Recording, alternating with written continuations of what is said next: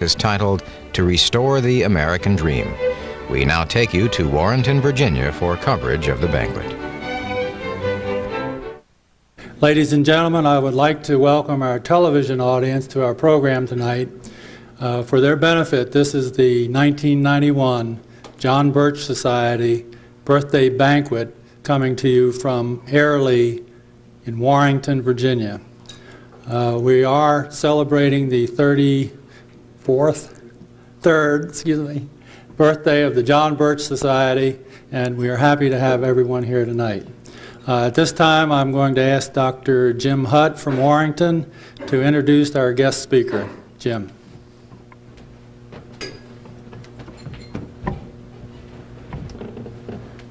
I am indeed honored to be able to introduce our speaker. John F. McManus was born in Brooklyn, raised in Brooklyn, and I really don't hold that against him being a Yankee. He graduated from Holy Cross College in Massachusetts as a major in physics, which to me says a lot for the man's intelligence, because I figure anybody who can get through physics must be pretty smart.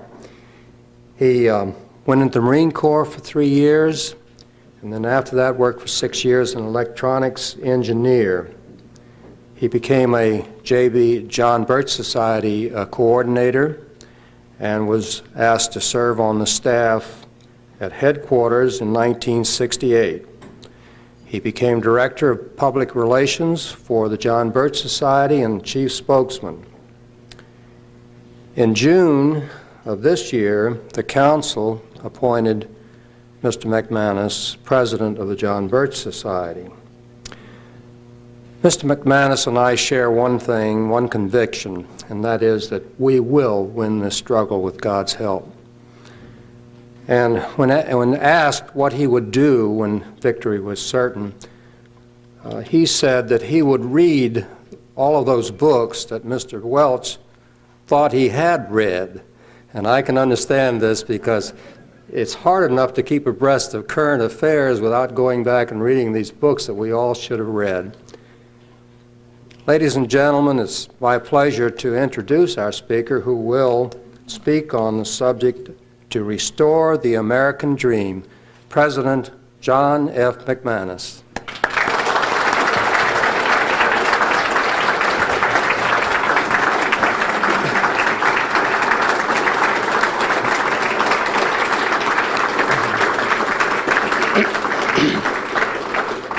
Thank you very much. Thank you, Dr. Hutt, ladies and gentlemen. I appreciate your welcome.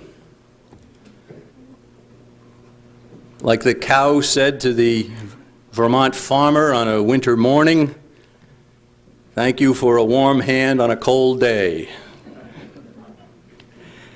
All of those kind words remind me of the man who was one time glowingly introduced as one of the most gifted businessmen in the entire nation, evidenced by the fact that he had made millions of dollars in California oil. And when he rose to speak, he was a bit embarrassed. He appreciated the kind remarks, but it wasn't oil, he said, it was coal. And it wasn't in California, it was in Pennsylvania. And it wasn't millions, it was thousands.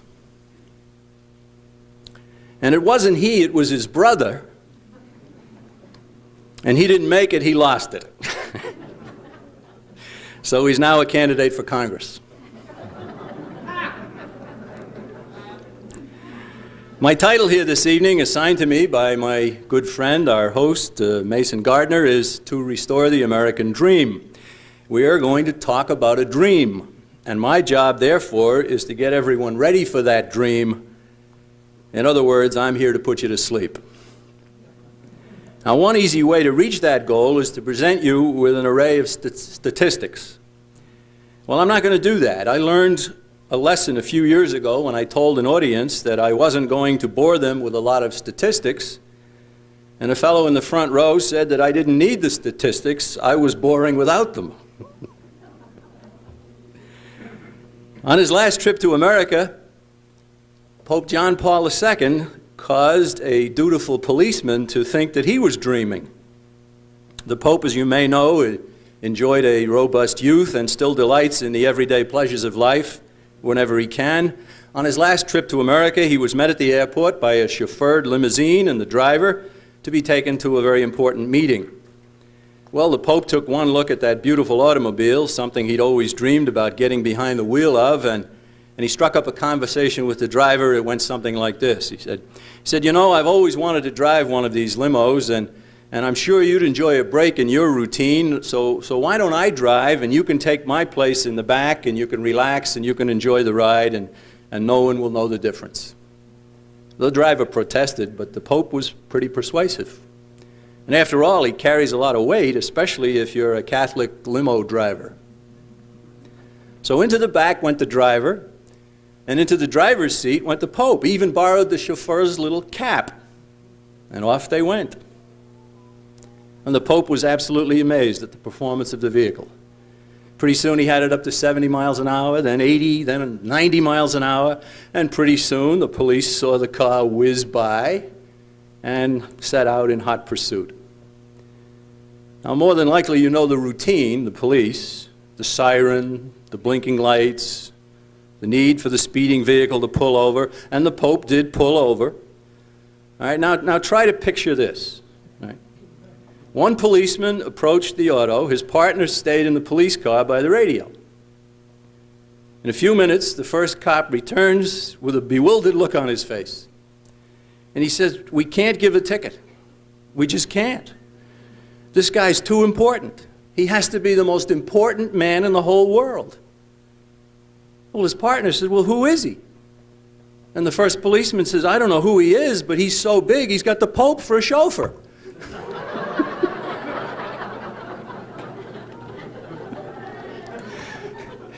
Now imagine his dream that night. Well, what about restoring the American dream? What is the American dream? We can't work to restore something if we don't have a vision of what it is we want to restore. To put it very succinctly, the American dream is to be free of the unnecessary shackles of government. This is why millions came to our country. This is why millions still come here, to be free of government coercion. But as taxes and regulations and controls and bureaucracy grow daily in this nation, the American dream is fading. It's time to bring it back. It's time to restore it. And we had better do so soon before it is faded so greatly that it can't be recognized and can't be restored. Think about the history of this great country. She was brought into the world in 1776 by individuals who had fled from too much government in Europe. She had to fight for her independence as an infant and had to suffer growing pains, just like a child progressing toward adulthood. Before she flowered, she endured several wars, a few insurrections, and even a governmental crisis, out of which came the United States Constitution, the finest system of government ever devised by man.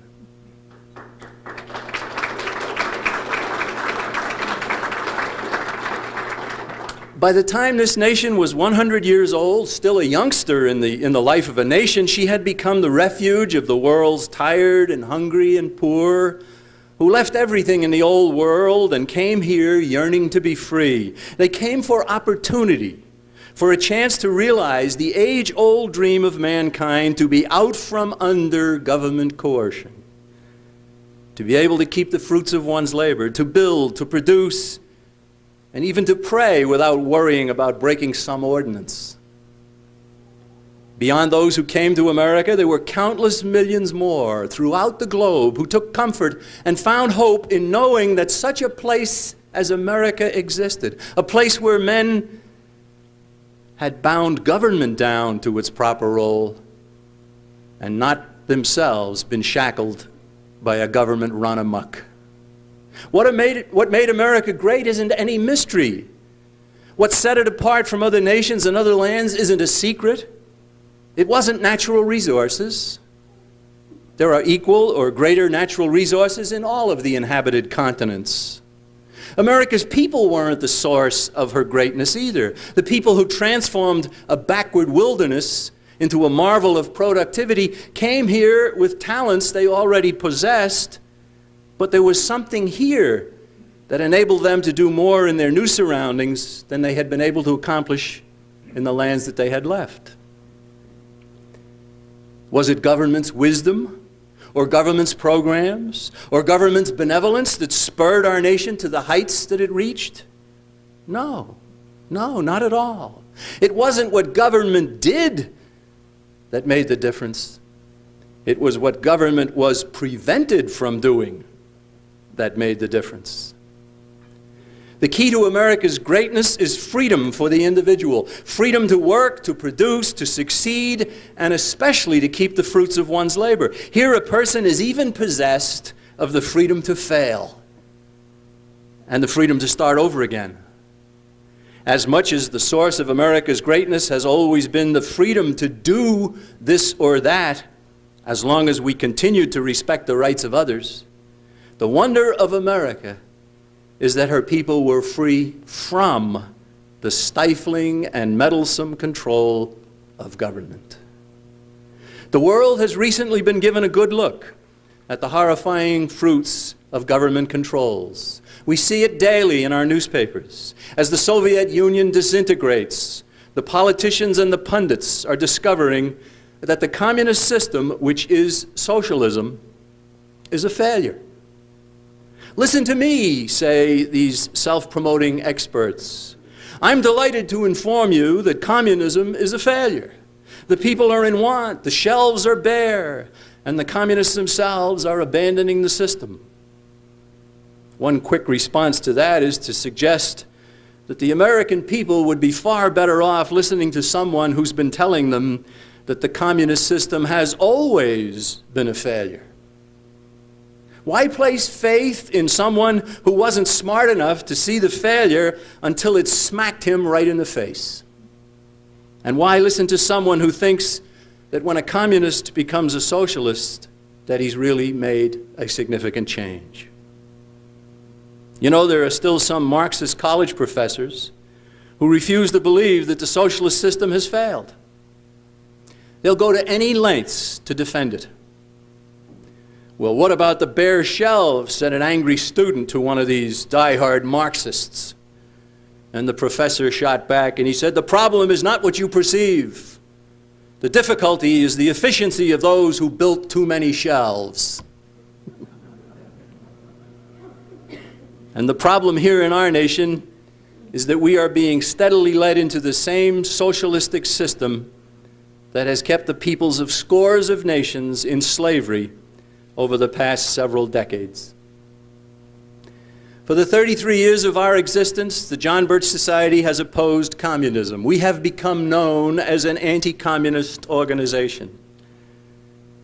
And it's this label that has prompted many Americans, including numerous radio talk show hosts and media representatives and people that I meet in the course of my duties, to ask a question. And they say, now that communism is dead, why is the John Birch Society still in business? And some of them don't ask it snidely, they just don't know any better. Of course, some of them do ask it snidely. We respond positively to the anti-communist label, and we should. For communism is one of the greatest blots ever to darken the pages of mankind's history. The murder of well over 100 million human beings during the 20th century, all of them victimized by communist savagery outside of war.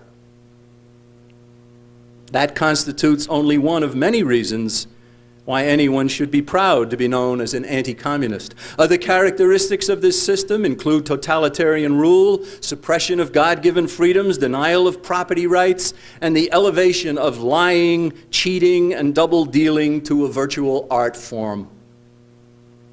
Shouldn't everyone be anti-communist? Even if there were no nations suffering under communism, shouldn't you still be anti-communist?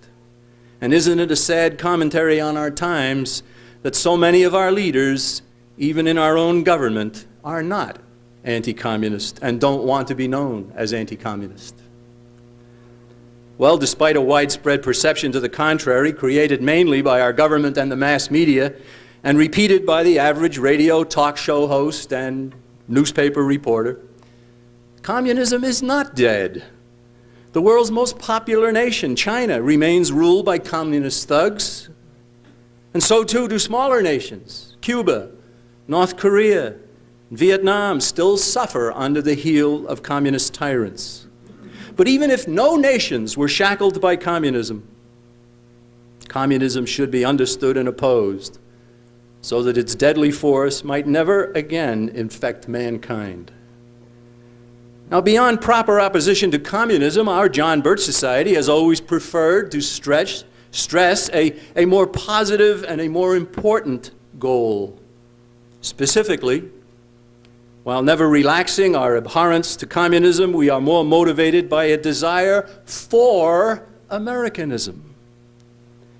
That admirable social arrangement summed up as less government, more responsibility, and with God's help, a better world.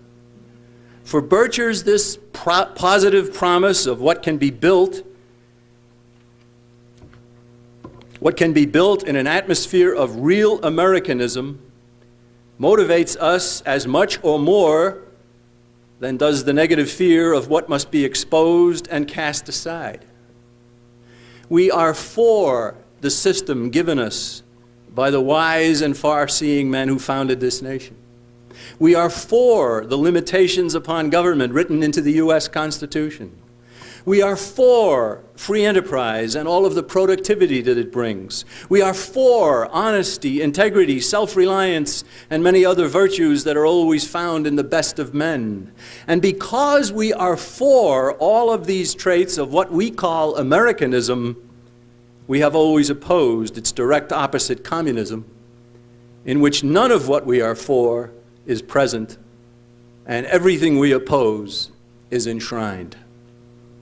So therefore, one quick response to those who deliberately or maliciously or mistakenly wonder why the John Birch Society is still in business now that communism is dead, they say. One quick response is that Americanism is dying, and it has always been our purpose not only to keep it alive, but to restore it to good health. We are hardly less needed. Indeed, our perspective is needed more every single day. But another response to those who might wonder about the continuing existence of anti-communism in the Birch Society is that communism simply isn't dead. It's wrong to say, now that communism is dead, why are you still in business?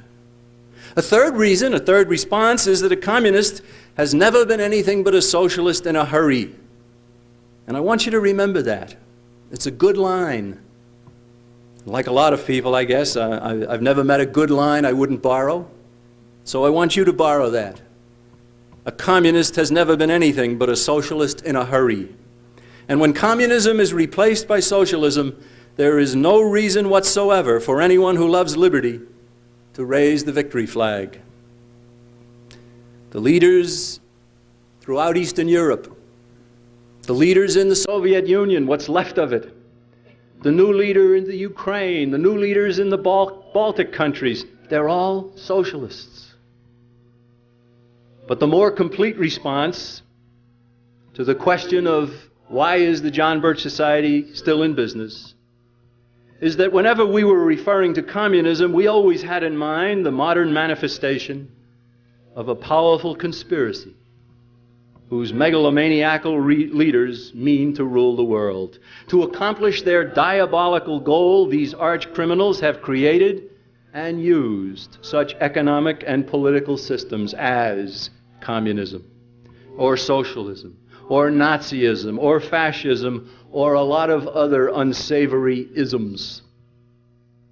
They mean, quite simply, to create total power for themselves over the whole human race. And opposition to this conspiracy is a major task we have set for ourselves. No one, except possibly a few near mindless college professors, ever believed that the economic plan known as communism possessed any redeeming qualities to benefit mankind. But millions who identified with it during the past 2 centuries denied their instincts as human beings and carried out its foul program because doing so had become the route to personal and political power. But the communist system has never been anything more than a tool of a gigantic conspiracy whose aim is to gain power over the whole human race. And so we must focus on that conspiracy, not on one of its arms. Communism has never been more than one of the conspiracy's tool, but it's not been its only tool. If we consider communism in the academic sense, it's nothing more than enforced socialism, the application of physical and psychological restraints and brutality to establish economic control of the people by government. If instead of using physical and psychological brutality and restraints, other conspirators called socialists cajole the people into choosing this system themselves, this economic slavery, they have, in a more patient way, arrived at the very same goal sought by the communists. Once socialists have economically enslaved the people, they will then resort to physical and psychological brutality to maintain it. Now, that's a very key thing. The communists use force and brutality to establish it and to keep it in place. The socialists persuade people to accept it themselves, and once it's in place, then they use brutality and force to keep it in place. Ultimately, they are the same thing, but there are 2 different routes to gaining the same goal. Famed British playwright George Bernard Shaw was a determined socialist who explicitly favored violence. In his own writings, a thing he wrote called The Intelligent Woman's Guide to Socialism, he explained, and this is a quote, "I also made it clear that socialism means equality of income or nothing, and that under socialism you would not be allowed to be poor. You would be forcibly fed, clothed, lodged, taught, and employed, whether you liked it or not. If it were discovered," said Shaw, "that you had not the character and industry enough to be worth all of this trouble, you might possibly be executed in a kindly manner. But whilst you were permitted to live, you would have to live well." End of quote. And that's a socialist, ladies and gentlemen. He never was a communist. He certainly was a socialist, and very proud of the fact that he was a socialist. A government gains economic control of the people, which is the essence of socialism, through an accumulation of taxation, regulations, controls, and bureaucracy. This is how socialists in our own government, including many senators and representatives who probably wouldn't know what you meant if you labeled them socialists, these men are enslaving the American people. We are now facing a situation where we have annual deficits running $300 billion or close to it. Maybe this year it will even be worse than $300 billion. And yet the United States government still gives away foreign aid. Now you take that pair of facts to a 4th grader and you explain to them that the government is in deficit by $300 billion on an annual basis, and that they still give away foreign aid, and the 4th grader would say to you, there's something wrong. I sometimes think we might be better if we had 4th graders in Congress. There's a congressman named Lee Hamilton from Indiana. He's a respected member of the House Foreign Affairs Committee. And he said recently that because of the economic ills in our nation, quote, I find myself defending foreign aid a lot more than I have for a long time. In other words, he still wants foreign aid. He still thinks it's a worthwhile thing for our country going $300 billion in debt year after year to be giving away money. And to whom do we give it? We give it to socialist governments, ladies and gentlemen. Socialist governments elsewhere in the country, in the world. And all of this plunge into socialism here in America, taxation, regulations, controls, and bureaucracy, all of it is being accomplished while its perpetrators pay lip service to legality. In other words, the various steps being taken to establish socialism here in our nation are being taken with legislative acts, court decisions, and the use of what are considered proper government powers at the executive level. And support for what they are doing is generated by federal programs that keep the people's support with the people's own dollars. Finding authorization in the United States Constitution for any of the many layers of socialist takeover, of course, is impossible. The Constitution does not allow for a vast number of present federal intrusions into the private sector and into your wallet or your purse. But how many Americans understand enough of their heritage to protest their ongoing enslavement on constitutional grounds? Or how many know enough to point out the lessons of history that teach the folly and the danger of a plunge into socialistic control? Or how many can protest what is being done on purely moral grounds, or on economic grounds, or on the grounds of common sense? Not many. Without most Americans having the slightest idea of what is happening to them, all of us are being led away from freedom and into slavery. The widespread lack of knowledge proves the wisdom of the socialist plan to gain control of formal education, the media, much of religion, etc. And they have. Most of what the people need to know in order to stay free has been denied them. And many have also been talked out of their morality and common sense by appeals to greed and other base instincts. Now, before we go too far in describing the problems faced by those of us who are striving to remain free, let's stop to realize the tremendous advantages we have going for us and the tremendous disadvantages facing the conspirators and their many dupes and agents. To reach their goal, our enemies must hide the truth, circumvent the Constitution, suppress moral principles, keep the lessons of history hidden, discard sound economics, and overcome basic common sense. But on our side can be found the truth and morality and history's many lessons and the Constitution and economic principles and man's basic common sense. What an advantage!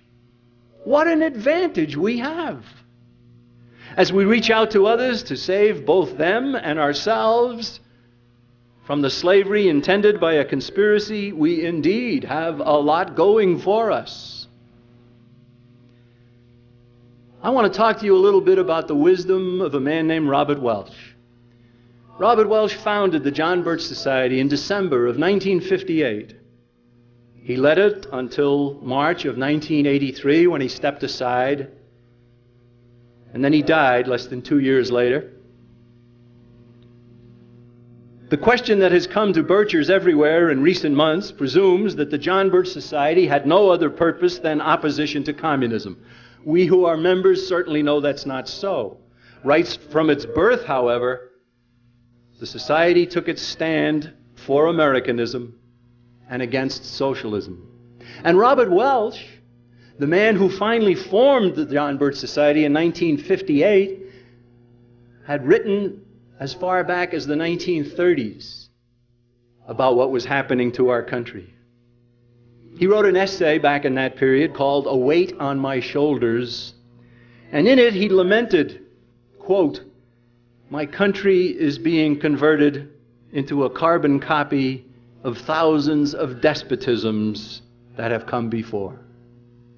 And he wasn't talking about communism, he was talking about socialism or collectivism or the tendency of individuals to gain control over everyone by gaining control of government and leading them into economic slavery. During his two-day presentation at the Society's founding meeting in 1958, Robert Welch spent a considerable amount of time discussing what he termed the cancer of collectivism. He maintained that, quote, "the acceptance of socialism or any form of collectivism as a forward step or as a form of progress in man's sociological arrangements is completely absurd." How right he was. Over and over again, he made reference to the destructiveness of socialism, sometimes by name and sometimes by inference. In one remarkable passage, the Welsh wit showed itself as he condemned the way a government infected with socialism intrudes into the private sector and then uses the harm it has caused to create more power for itself. Here is how he put it. He said, "A government trying to step in and improve the workings of the free market is exactly like a man who takes a lighted lantern outdoors at noon of a bright June day to show you the sun. But a government's answer to any criticism as to the inadequacy of the lantern," he said, "is always to bring more lanterns, and then more lanterns, until eventually the smoke and the glare of the lanterns so seriously interfere with and shut off the light of the sun that everybody actually has to work mainly by lantern light." That's the way government operates. That's a very good way of putting it. For sweeping and telling conclusions, Robert Welch offered this: "The increasing quantity of government in all nations has constituted the greatest tragedy of the 20th century." And he especially focused in on the increase of government in this nation, and these were his words in 1958. It has gotten far worse, hasn't it? Later on, he said, "And the greatest enemy of man is, and always has been, government. And the larger and the more extensive that government, the greater the enemy." People who think that the John Birch Society was only opposed to communism don't know that right from the beginning, the enemy was too much government. And the greatest manifestation during that period and for many years of too much government was indeed communism. But let's never forget that even the Union of Soviet Socialist Republics had as its goal socialism.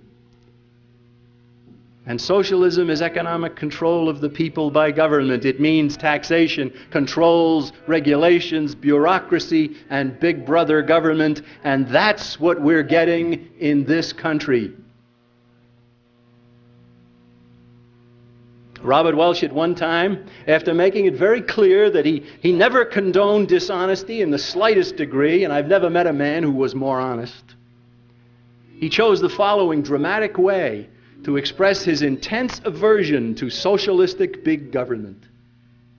He said this: I had rather have for America, and I am convinced America would be better off with, a government of 300,000 officials and agents, every single one of them a thief, than a government of 3 million agents, with every single one of them an honest, honorable public servant. For the first group, the thieves, the 300,000 thieves, would only steal from the American economic and political system.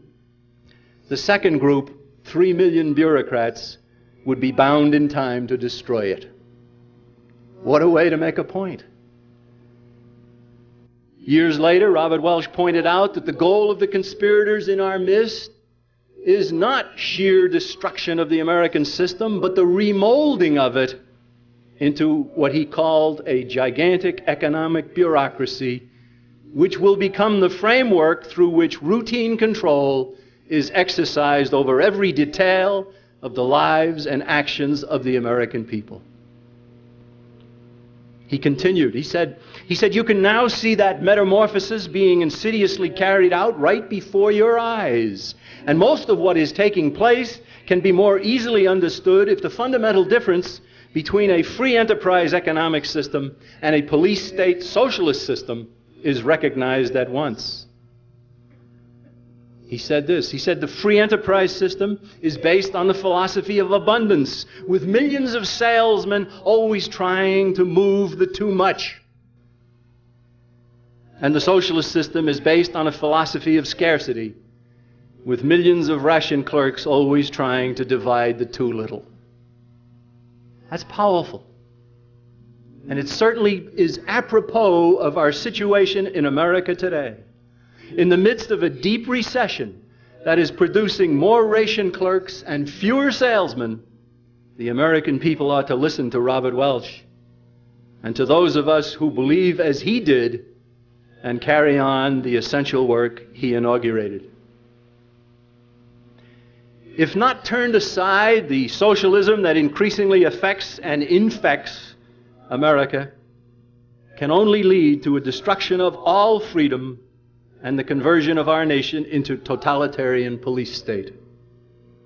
With the determined effort of our current president to reinvigorate, and it's his word, reinvigorate the United Nations, the prospect of foreign troops administering the planned police state is no wild surmise.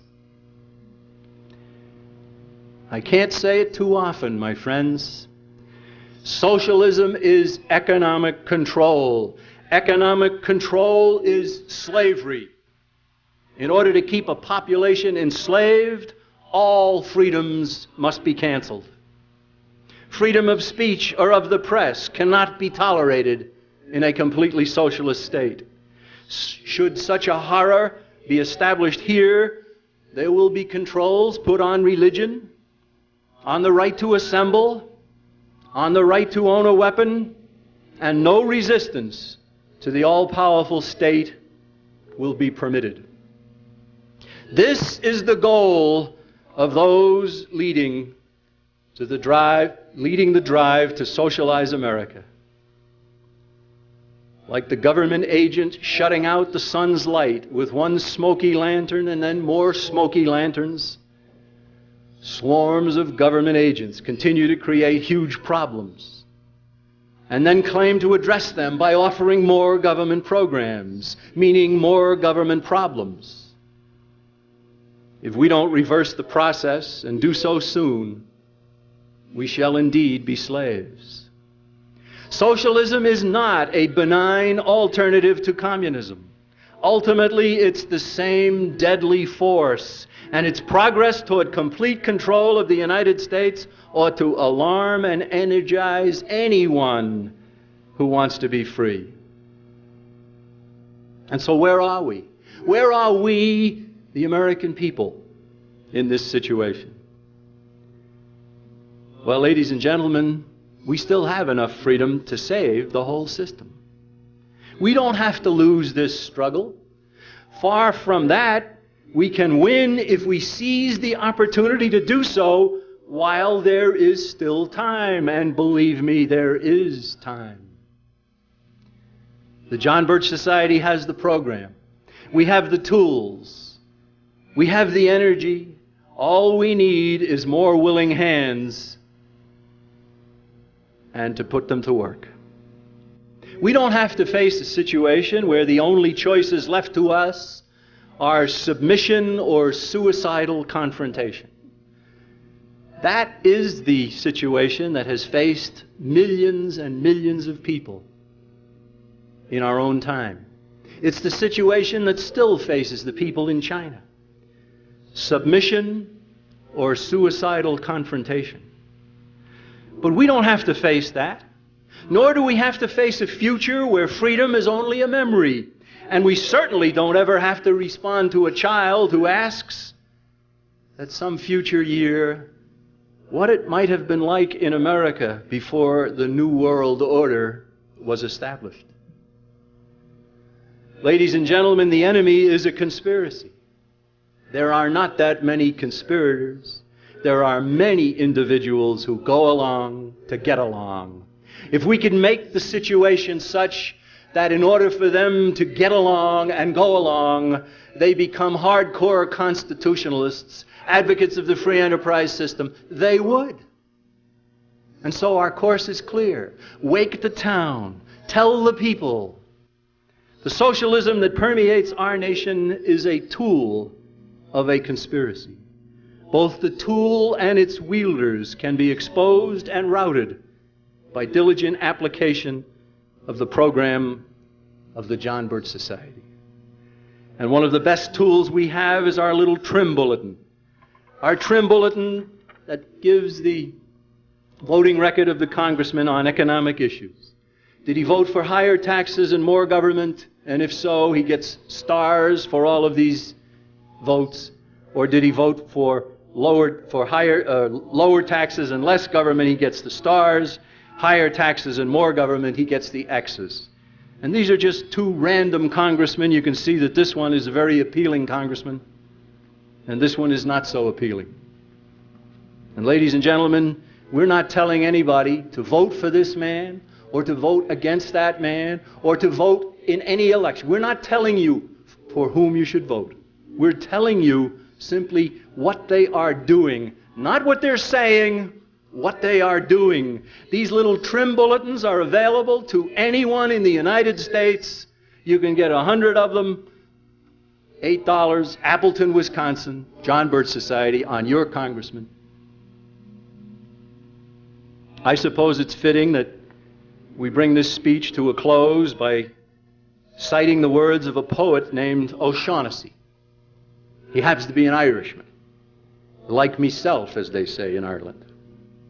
He wrote about men who dream, and he called them the music makers. I learned of the existence of the poem, as did many of you in the John Birch Society, from reading Robert Welch's Blue Book of the John Birch Society.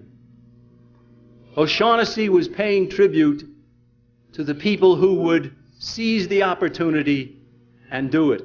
It's a tribute to the very few who have the determination and the moxie to make history. Here's what he said. We are the music makers, and we are the dreamers of dreams, wandering by lone sea breakers and sitting by desolate streams, world losers and world forsakers on whom the pale moon gleams. Yet we are the movers and shakers of the world, forever it seems. With wonderful, deathless ditties, we built the world's great cities, and out of a fabulous story we fashion an empire's glory. One man with a dream at pleasure shall go forth and conquer a crown, and three with a song's new measure can trample an empire down. We in the ages lying in the buried past of the earth built Nineveh with our sighing, and Babel itself with our mirth, and o'erthrew them with prophesying to the old of the new world's worth. And his final line was, for each age is a dream that is dying, or one that is coming to birth. Let's just consider that last line. For each age is a dream that is dying, or one that is coming to birth. What's it going to be for us? What's it going to be for present-day Americans? Is it going to be the age of a dream that comes to birth? A rebirth, if you will? Or is it going to be known as an age when a dream died? Well, there are those who are working, some deliberately and most just going along. They are working and destroying the American dream. And we are those who seek not only to save it, but to restore it to the greatness it once had. Can we do it? I say we can. I say we can because of the efforts of people in this room and tens of thousands like you all across the land, and the more tens of thousands that we are going to reach and have become members of our John Birch Society. Let's make this period in which we live, let it be known as not an age when a dream died, but as an age when it had a rebirth, so that men and women throughout the earth again can look to America as their ideal, the bastion of liberty, the land of the free, the home of the brave. That's the dream that I have. I believe it's the dream of most of you, if not all of you in this room, and certainly it's the dream of many that we will be reaching with television. And so I thank you all for listening. I say God bless you. I wish you the very best for a happy and holy Christmas and a very prosperous and productive new year. Let's get busy or busier to restore the American dream.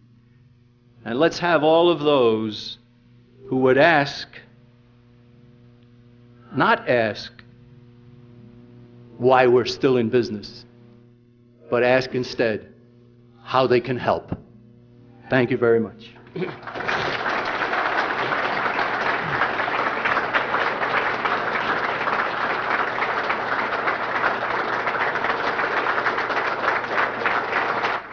That concludes C-SPAN coverage of a meeting of the Virginia chapters of the John Birch Society. Stay tuned for a National Press Club address by Nelson Mandela, President of the African National Congress. Now you know why I would say that Jack McManus is a great American. C-SPAN is your primary source for election coverage. To get the most from our programming about the presidential campaign, C-SPAN offers Race to the Nomination, a new publication written by the editors of Congressional Quarterly. Race to the Nomination gives you an informed look at the presidential nomination process. You'll see the voting patterns, special rules, current political conditions, and key demographics state by state.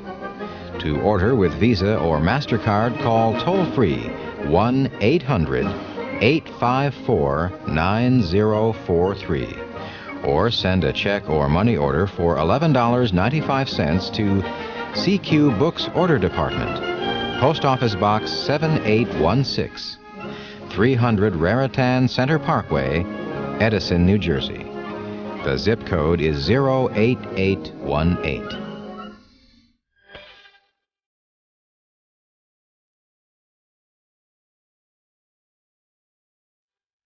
Coming next on C-SPAN, coverage of a news conference held this past week by the African National Congress. We will hear from